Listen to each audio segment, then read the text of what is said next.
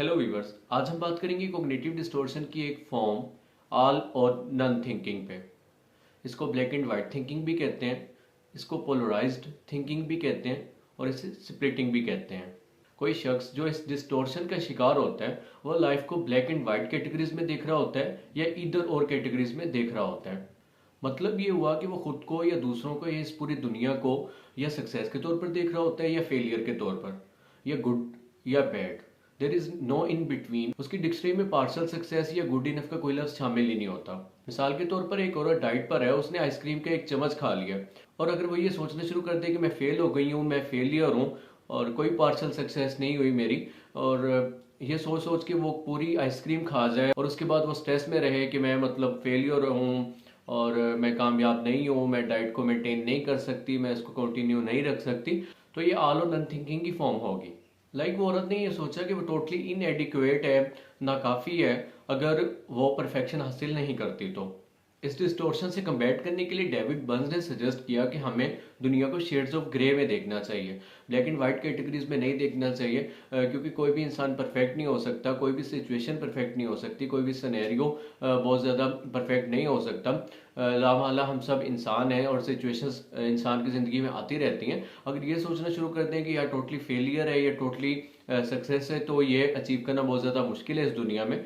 अगर आपका बच्चा एक बार टेस्ट में फेल हो गया तो ये ना सोचना शुरू कर दें कि ये बस फेलियर ही है, अब हो सकता है वो अगली बार पास हो जाए। तो हमें शेड्स ऑफ ग्रे में रहना चाहिए कि अगर एक बार फेल हो गया तो अगली बार पास भी हो जाएगा, अगर एक बार पास हो गया तो हमें ये भी तैयार रहना चाहिए कि अगली बार वो फेल भी हो सकता है, बजाय इसके कि हम या टोटल फेलियर को देखें या टोटल सक्सेस को देखें। डेविड बर्न्स ने सजेस्ट किया कि हमें शेड्स ऑफ ग्रे में लाइफ को देखना चाहिए।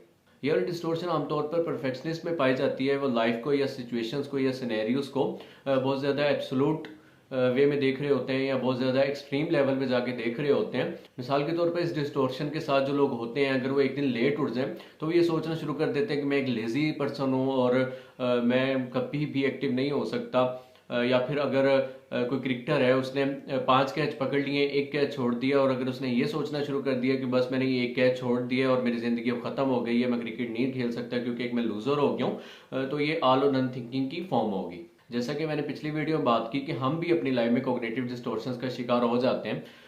पूरा दिन बहुत अच्छा गुजर है, एक बंदे ने कोई नेगेटिव कमेंट दे दिया है, हम भी उसको लेके बैठ जाते हैं, पूरा दिन यही सोचते रहते हैं कि उसने मुझे ऐसा क्यों कह दिया। मैं एक फंक्शन में गया हूँ, मैं बहुत प्यारा लग रहा हूँ और सबने तारीफ की, एक बंदे ने कह दिया कि यार तुम्हारी ड्रेसिंग सेंस अच्छी नहीं है। अब मैं उन तारीफों को छोड़ के सिर्फ उस एक कमेंट पे बैठा रहता हूँ, परेशान रहता हूँ, उस फंक्शन में पूरी तरह डिस्टर्ब रहता हूँ, घर आके भी यही सोचता रहता हूँ, रात को मुझे नींद नहीं आती कि यार उसने मेरी तारीफ नहीं की और उसने मुझे ऐसे कह दिया, हो सकता है मेरी ड्रेसिंग सेंस अच्छी ना हो। तो हमें एब्सोलूट कैटेगरीज में लाइफ को नहीं देखना चाहिए, क्योंकि ज़िंदगी में बहुत सारे ऐसे लोग होते हैं जो क्रिटिसाइज भी करते हैं। अगर हम absolute categories, black and white categories में चीज़ों को देखेंगे तो कभी भी खुश नहीं रह सकेंगे। तो हमें आज से ही डेविड बर्न्स की एडवाइस पे अमल करना चाहिए कि हमें लाइफ को शेड्स ऑफ ग्रे में देखना है, बजाय इसके कि हम एब्सोलूट या ब्लैक एंड वाइट कैटेगरीज में अपनी ज़िंदगियों को, दूसरों को या इस पूरी दुनिया को देखते रहें।